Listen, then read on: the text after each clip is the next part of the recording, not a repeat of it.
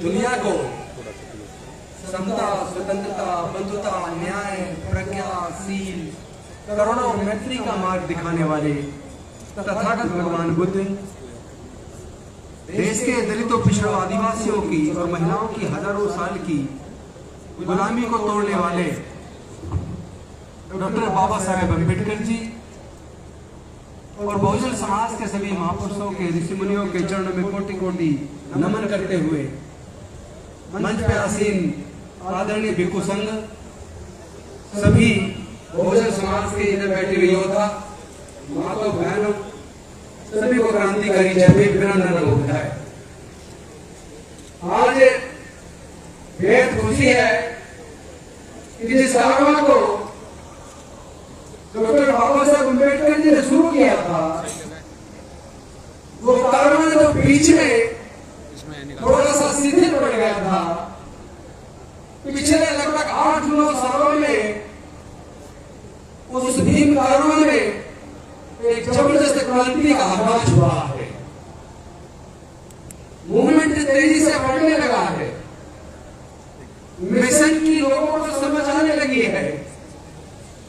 मैं समझता हूं समय आ गया है ऐसे लोगों को सही मार्गदर्शन करने का, जिन लोगों ने डॉक्टर बाबा साहेब अम्बेडकर की कुर्बानी का फायदा उठाया है, जो लोग डॉक्टर बाबा साहेब अम्बेडकर के लिए रिजर्वेशन की वजह से देश के अंदर बड़े बड़े पदों पर पहुंचे हैं, जज, इंजीनियर, कलेक्टर, साइंटिस्ट बने हैं, एमपी और एमएलए बने हैं, मंत्री और मुख्यमंत्री बने हैं, यहाँ तक कि राष्ट्रपति भी बने हैं, मुख्य न्यायाधीश भी बने हैं।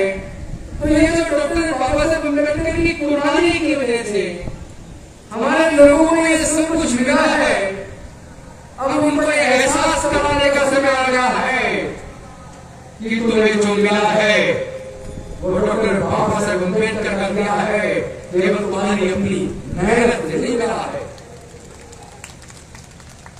आप लोग केवल अपने बीवी बच्चों में लगे, केवल अपने परिवार की तरक्की में लगे, लेकिन समाज का क्या होगा? इस समाज के हितों की रक्षा कौन करेगा? जरा सोच के देखो, कई हजार सालों तक हमारे समाज के पढ़ने लिखने पर बंदिश थी, हमारे समाज के व्यापार करने पर बंदिश थी, हमारे समाज की संपत्ति रखने पर बंदिश थी, मानवता का दर्जन नहीं था। लेकिन डॉक्टर बाबा साहेब अम्बेडकर ने हमारे हजारों साल की गुलामी तोड़ने के लिए अपने छोटे छोटे 4 बच्चों और जवान पत्नियों को कमाकर अपने पूरे जीवन को चलाकर हमारे जीवन में रोशनी पैदा की। हमने क्या किया? हम लोग एमपी, एमएलए, जज, कलेक्टर, मंत्री, न्यायाधीश, प्रोफेसर, साइंटिस्ट, डॉक्टर, इंजीनियर बनने के बाद अपने घर तक सीमित हो गए।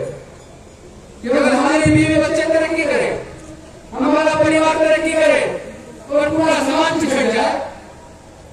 ऐसे नेताओं की क्या आपको जरूरत है जो आपके दंड के ऊपर अपनी आवाज बुलंद न कर सके?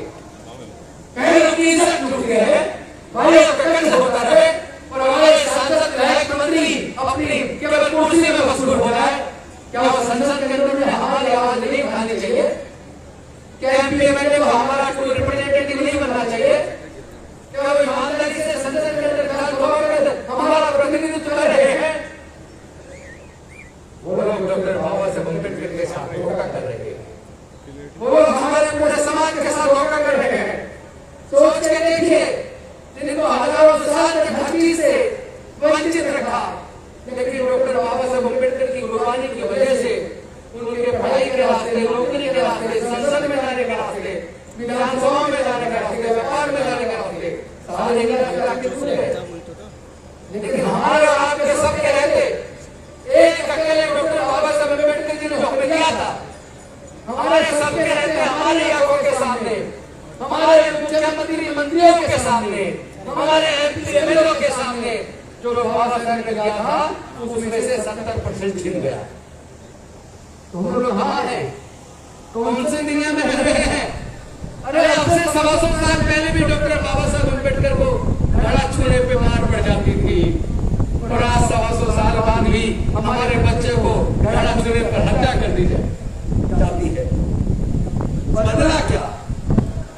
तरक्की हुई, कितने हम आगे बढ़े, क्या इस पर चिंतन नहीं करना चाहिए?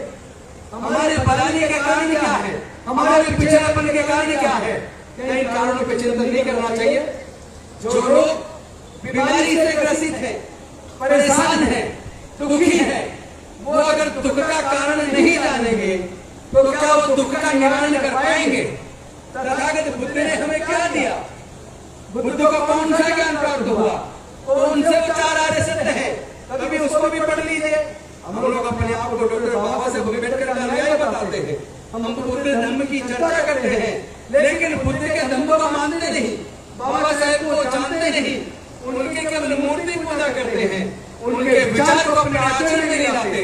हम लोग आपस में ईर्ष्या करते हैं, एक दूसरे का विरोध करते हैं, एक दूसरे की बदनामी करते हैं, मंच पे एक दूसरे को क्रिटिसाइज करते हैं। अगर हमारा दर्द एक है तो हमारी दवा भी एक हो।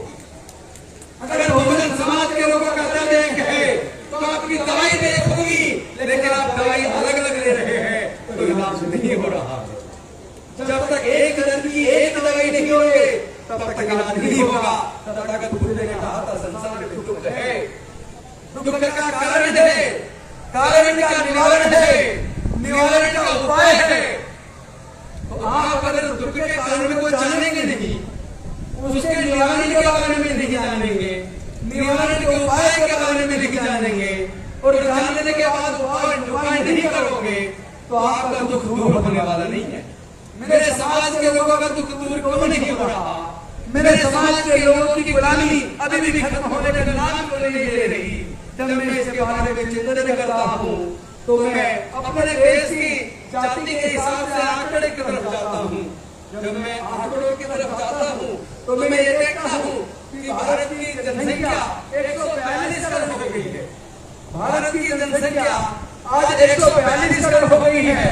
इस 142 करोड़ में से लगभग 42 करोड़ तो केवल SC/ST के लोग हैं, लगभग 42 करोड़, जो लगभग 30% बैठता है। ओबीसी के लोग, जिसमें मुस्लिम ओबीसी में आ जाता है, मुस्लिम में से 90% ओबीसी में आता है, तो मैं उसको मुस्लिम में न गिन के ओबीसी में गिनता हूँ। ओबीसी की जनसंख्या लगभग 50% है। 50-52% को, यानी कि लगभग 70 करोड़ देश के अंदर ओबीसी है। और जो बाकी के रिलीजियस माइनॉरिटीज हैं उनको भी लगभग 6 करोड़ है। तो ये बैठा 118 करोड़। तो मैं आप सबसे पूछना चाहता हूँ, 142 करोड़ में से 118 करोड़ SC/ST ओबीसी और माइनॉरिटी के लोग हैं, उसके बाद भी ये प्रधानी पे क्यों जीते हैं? ये गुलाम क्यों है? इनका उत्पीड़न क्यों है? इसका एक ही कारण है कि ये लोग आपस में बटे हैं, ये लोग एकजुट नहीं है। अरे जब हमारा दर्द एक है, हमारी समस्या एक है, तो इस समस्याओं से निपटारे का मार्ग भी एक है। वो मार्ग है SC/ST ओबीसी और माइनॉरिटी एकजुट का। इसलिए हमने बहुजन एकता सम्मेलन यहाँ जयपुर में बुलाने का आह्वान किया। हमने रघुनाथ मोदी जो हमारे मिशन जमीन के प्रदेश अध्यक्ष हैं, हमने उनको कहा था कि ये बिल्कुल आजादी का बन चुका है। डॉक्टर बाबा साहेब अम्बेडकर की जो मसाल जो धीरे धीरे जिसकी कम होने लगी थी, हम अपने लहू से उसको सींचना शुरू कर दिया है। वो लोग फिर से तेज हो गई है। इस मूवमेंट को दुनिया की कोई ताकत रोक नहीं सकती। SC/ST ओबीसी माइनॉरिटी के हक को दुनिया की कोई ताकत छीन नहीं सकती। लेकिन मार्ग एक है, हम सबको एकजुट होना पड़ेगा, हम सबको एकजुट होना पड़ेगा। देश के अंदर केवल 1.5% सरकारी नौकरी है। जैसा भी नादिर अम्बेडकर कह रहे थे कि ये तो रिजर्वेशन है, ये चांद सूरज के उम्र तक नहीं चलने वाला, जिसका खत्म होना तो तय है।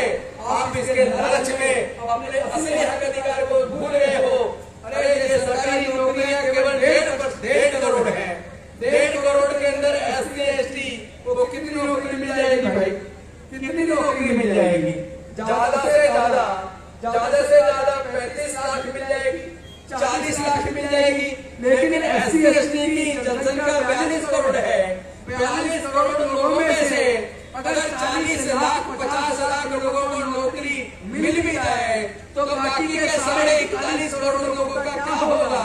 उनका घर कैसे चलेगा? कभी उनके बारे में सोचा है? जो लोग केवल सरकारी नौकरी के बारे में सोचते हैं, मैं उनसे पूछना चाहता हूँ, देश के व्यापार का टोटल जो प्रतिशत है उसमें इस बहुजन समाज का हिस्सा कहाँ है? देश के अंदर जो जल जंगल जमीन है जिससे अरबों खरबों रुपया पैदा होता है, इस जंगल जमीन में आपका हिस्सा कहाँ है? क्या आप आजीवन केवल नौकरी के बारे में बात करेंगे? आप व्यापार में हिस्सा कब मांगेंगे? आप खेत की जमीन में हिस्सा कब मांगेंगे? आप जल जंगल जमीन में हिस्सा कब मांगेंगे? आप प्राकृतिक संसाधन में हिस्सा कब मांगेंगे? आप देश के जितने भी ऑर्गन हैं हर क्षेत्र में अपनी हिस्सेदारी और भागीदारी कब मांगोगे?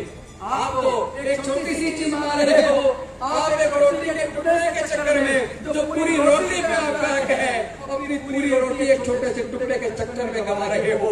यही तुम्हारी बदहाली का कारण है, यही तुम्हारे उत्पीड़न का कारण है। अब एक टुकड़े से काम चलने वाला नहीं है, जो रोटी हमारी है उस रोटी को हम लेके रहेंगे, उस रोटी को हम लेके रहेंगे।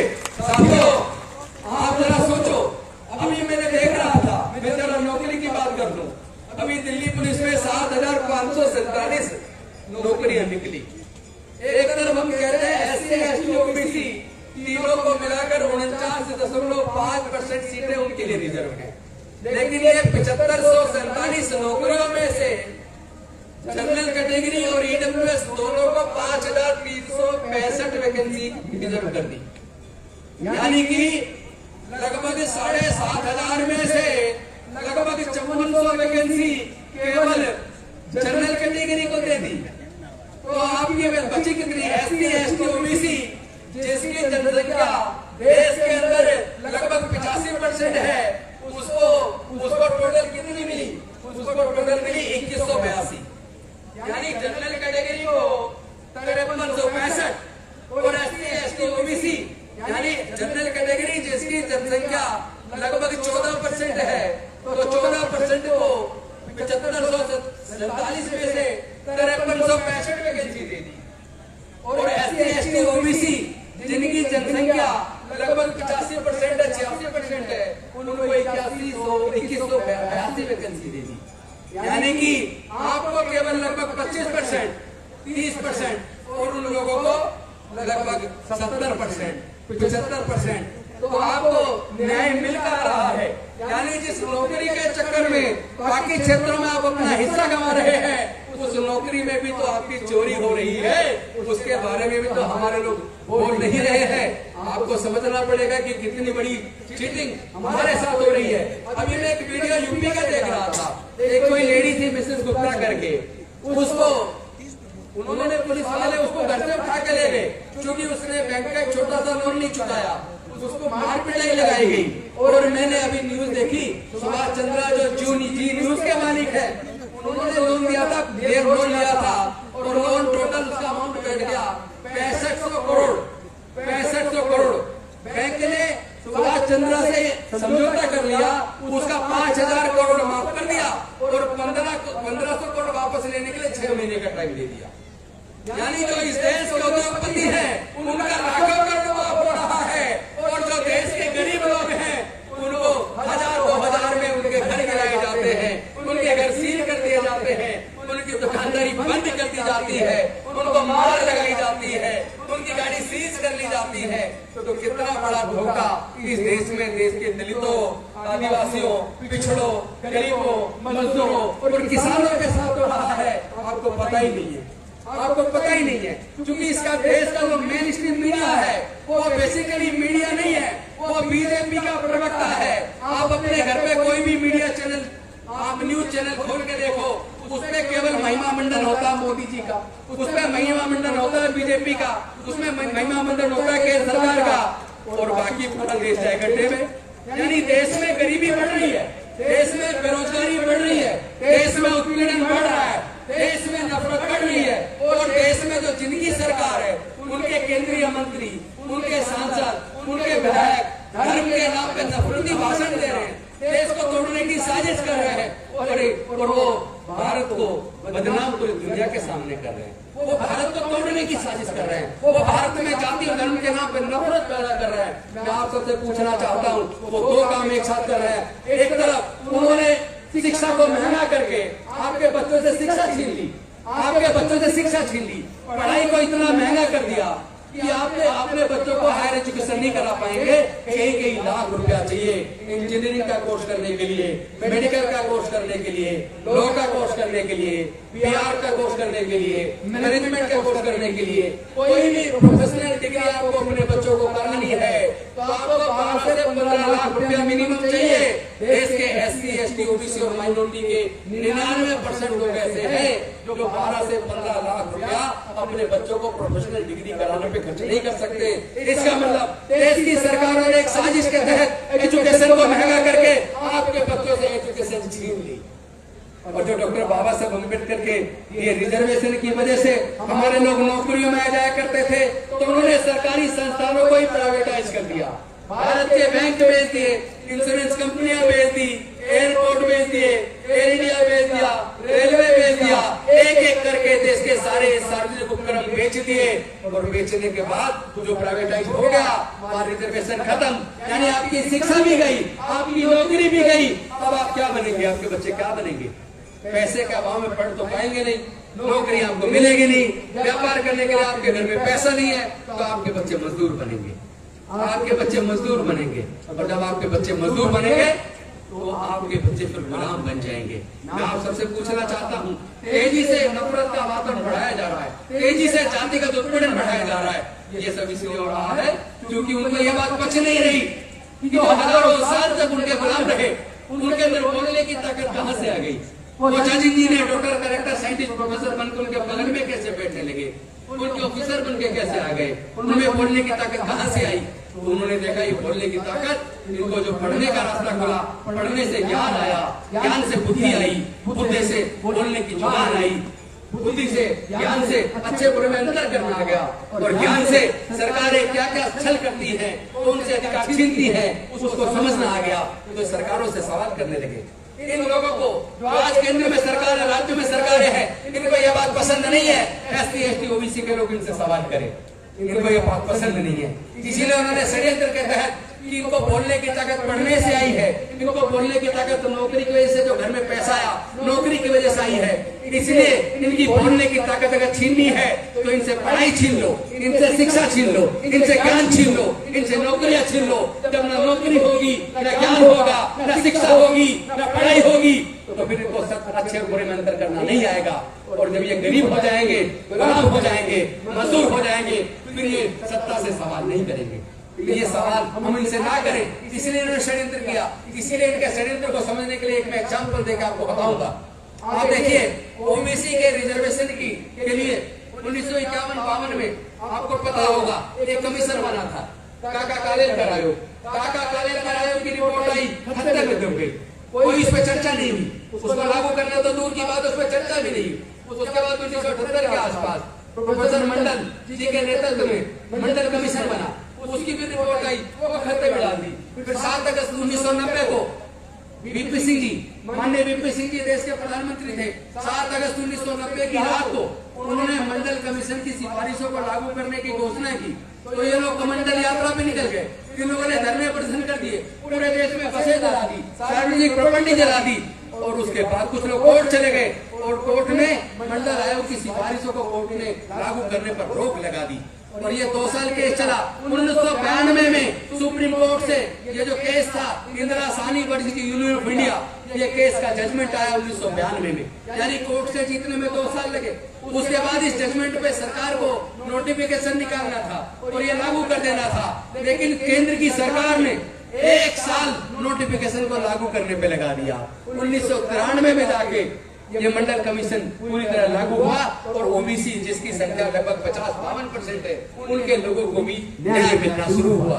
लेकिन न्याय मिलना शुरू ही हुआ था, तभी उन्होंने देश के सारे उपक्रम बेचने शुरू कर दिए, उन नौकरी भी आपकी छीन ली। देश के सारे जितने विश्वविद्यालय हैं, सारे आप देख लीजिए, वाइस चांसलर की लिस्ट उठा के देख लीजिए कौन है, आपको वही 3 जाति के लोग मिलेंगे, केवल 3 जाति के लोग मिलेंगे। देश के जितने बड़े बैंक हैं, जितने इंश्योरेंस कंपनी है, उनके मैनेजिंग डायरेक्टर्स कौन है, उनके डायरेक्टर्स कौन है, उनके जनरल मैनेजर्स कौन है, उसकी लिस्ट उठा के देखिए तो आपको पता लगेगा कौन है। आपके लोग है कहाँ? सारे देश के विश्वविद्यालयों के अंदर केवल RSS के लोगों की चुन चुन के भर्ती हो रही है, आपको पता ही नहीं चल रहा। देश के जब विश्वविद्यालयों पर उनका कब्जा हो जाएगा, जब पढ़ाने वाले सारे उनके लोग होंगे, तो किसकी विचारधारा बढ़ेगी? अम्बेडकरवाद की विचारधारा बढ़ेगी या मनुवाद की बढ़ेगी? ये समझ लेना अंतर। अभी आप लोग सच को जानते नहीं है और जानना भी नहीं चाह रहे हो। आप तो केवल बाबा साहब की मूर्ति लगाकर, मोमबत्ती लगाकर, धूपबत्ती लगाकर सोच रहे हमने अपनी जिम्मेदारी पूरी कर ली। ऐसे मोमबत्ती जलाते रहे तो आने वाले 5 से 10 सालों में आप फिर से गुलाम हो जाएंगे। क्या आप अपने बच्चों को गुलाम देखना चाहते हो? नहीं देखना चाहते ना तो इस लड़ाई को लड़ना होगा। ये लड़ाई विचारधारा की लड़ाई है। ये लड़ाई बुद्धि और विवेक से, विचारधारा से, ज्ञान से लड़ी जाएगी। इस लड़ाई को ताकत देने लड़ सकते। आजकल हमारे बहुत से युवा कहते हैं हम लाठी का जवाब लाठी से देंगे, गोली का जवाब गोली से देंगे। अरे बेवकूफो, ये लड़ाई लाठी गोली की नहीं है, ये लड़ाई विचारधारा की है। ये लड़ाई विचारधारा की है और विचारधारा से हमारे समाज के लोग बहुत मजबूत हैं। विचारधारा से हमारे समाज के लोग बहुत मजबूत हैं। गलती हमारी ये है कि हम अपने महापुरुषों को पढ़ते नहीं, उनका अध्ययन नहीं करते। हमारी विचारधारा का नाम लेके पूरी दुनिया में जाके प्रधानमंत्री जी कहते हैं मैं बुद्ध के देश से आया हूँ। हमारे भारत ने दुनिया को युद्ध नहीं बुद्ध दिए हैं। कहते ही नहीं कहते। अभी पिछले दिनों अमेरिका गए थे हमारे देश के माननीय प्रधानमंत्री मोदी जी। उन्होंने कहा था यूक्रेन युद्ध के ऊपर, रूस के युद्ध के ऊपर अमेरिका में कहा था हमारे देश ने, भारत ने दुनिया को युद्ध नहीं बुद्ध दिया, दुनिया को शांति और मानवता का संदेश दिया। और आज G20 चल रहा है जिसका लास्ट दिन है। कल उन्होंने दिल्ली मैनिफेस्टो, दिल्ली घोषणा पत्र घोषणा पत्र पास किया सर्वसम्मति से।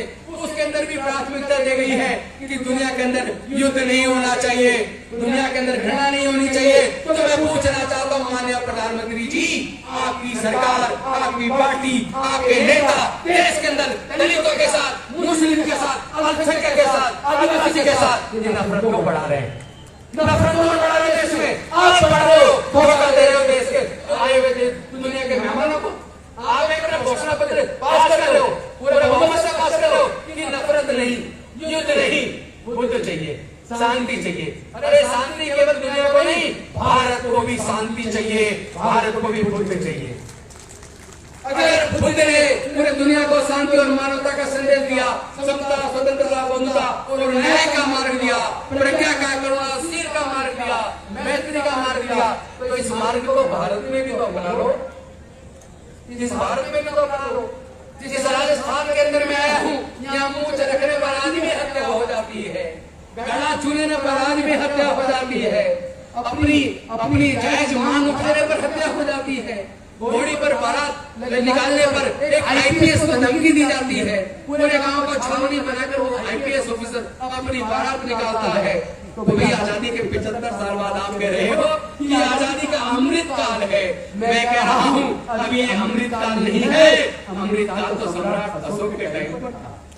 अमृत काल तो सम्राट अशोक के टाइम पर था, जिसने भारत से बुद्ध के धर्म और भारत के बुद्ध की शिक्षाओं को दुनिया के कोने कोने तक पहुंचाकर पूरे दुनिया को शांति और मानवता का संदेश दिया।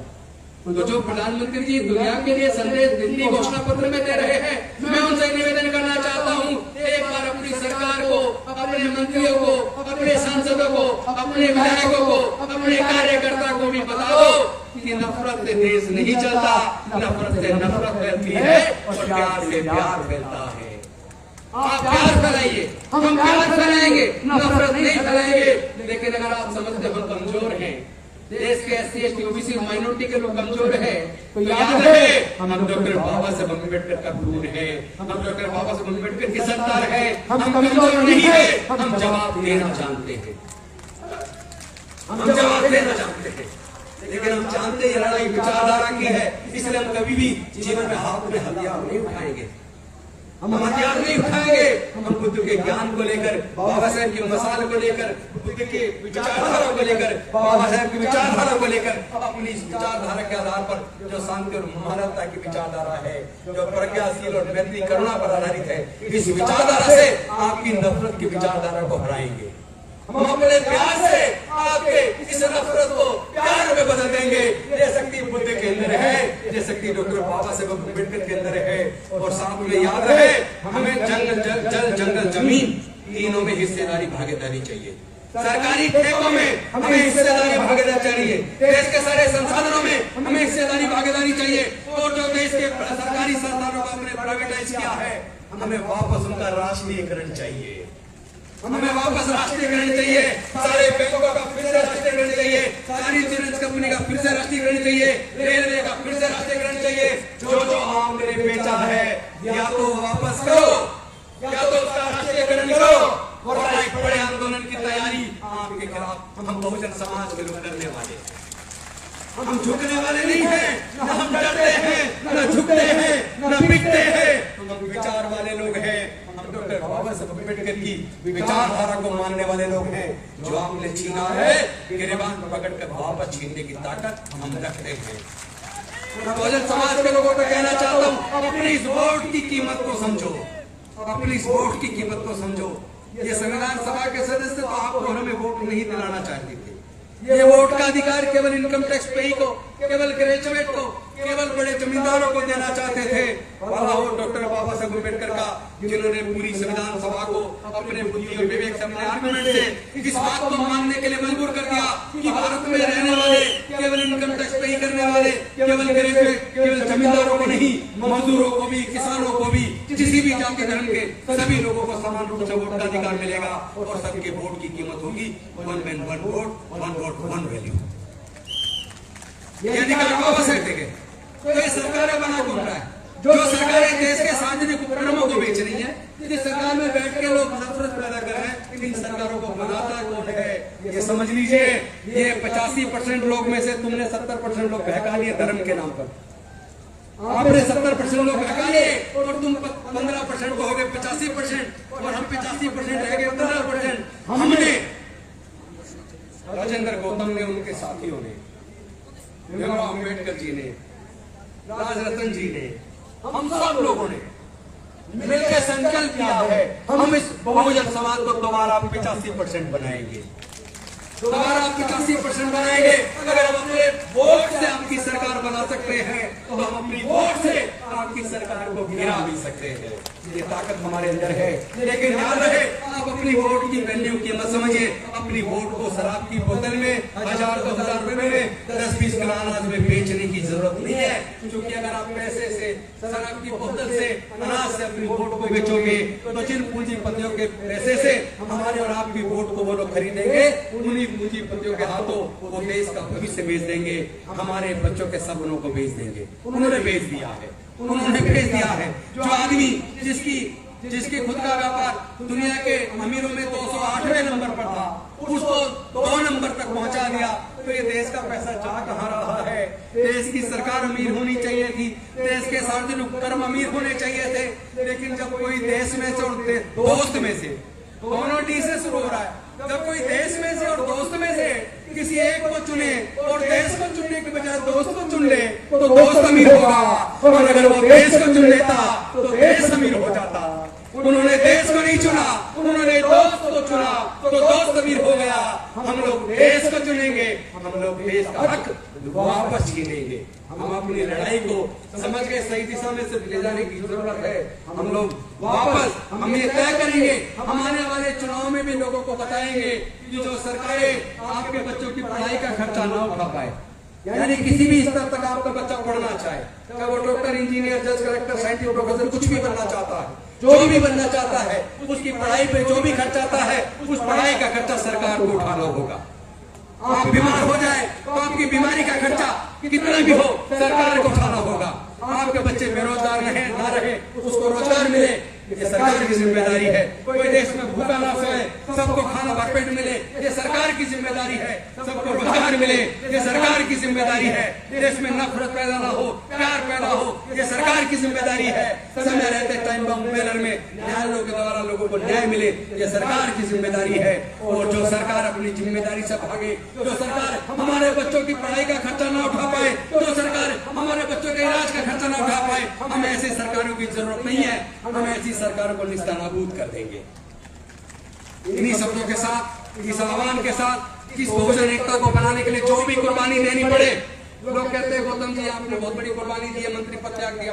अरे मैं कहता हूं मैंने कोई कुर्बानी नहीं दी, ये मंत्री पद तो डॉक्टर बाबा साहब अम्बेडकर ने दिया था। मैंने उनके नाम पे उसको छोड़ दिया, उनकी विचारधारा को आगे बढ़ाने के छोड़ दिया। ये कोई बड़ी चीज नहीं है।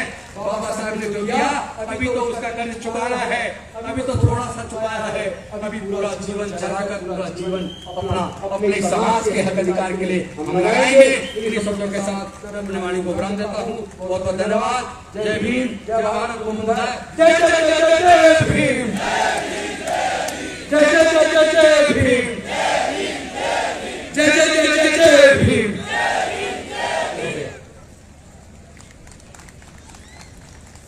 बहुत बहुत धन्यवाद साधुवाद हमारे उस संगठन के माध्यम से सभी को अपने विचार की जो आइडियोलॉजी और सभी जो आह्वान किया है उसके लिए बहुत बहुत साधुवाद।